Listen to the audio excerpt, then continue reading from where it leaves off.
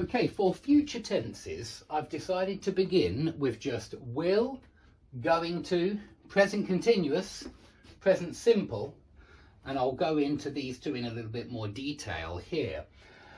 We will be doing, there's a good tense, we will be doing future continuous, future perfect, and future perfect continuous in the next lesson.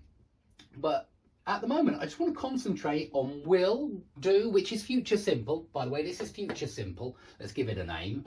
Will do is future simple. Will be doing, future continuous. Will have done, future perfect. Will have been doing, future perfect continuous. But we will be doing them in the next class. Let's have a look at these ones first.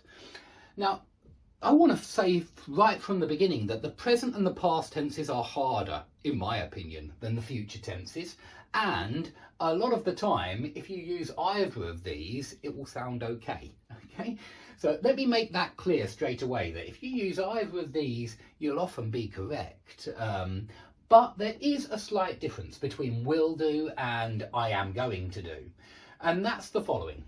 Spontaneous offers and promises, that kind of thing. When you make somebody an offer, like, shall I open the window? Shall I make you a sandwich?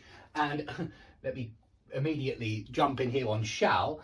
The only time we need to use shall is the same as will, but we only use it for when you're using a question with I or we. Yeah, that's the only time we tend to use it nowadays. 100 years ago, 200 years ago, it was a different story, and I don't want to go into that at the moment because it's a long story. But all you need to know is that will changes into shall if we make a question with I or we, and that's not very often. It's just shall I or shall we? Shall we go to the cinema or shall we go to a restaurant? Shall I open the window? Shall I get you a glass of water? These are all spontaneous offers. And also promises. If you're making somebody a promise, that's spontaneous. So anything about spontaneous future, we ought to use will or shall. Yeah, I will do the washing up later. Yeah, if you say I am going to do the washing up later, that's also possible, but it just means it's planned.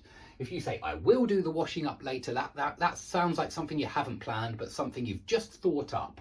Okay, so I hope that's clear. Spontaneous will do, but for plans, we are going to take on more staff. Yeah, take on staff means employ staff. It's a good phrasal verb, but this just means we are going to hire more staff. Now, this is usually a plan. You don't normally spontaneously, oh yeah, we will hire some more staff. You can, and then you ought to use will. But if it's a plan, please use going to. We are going to take on more staff.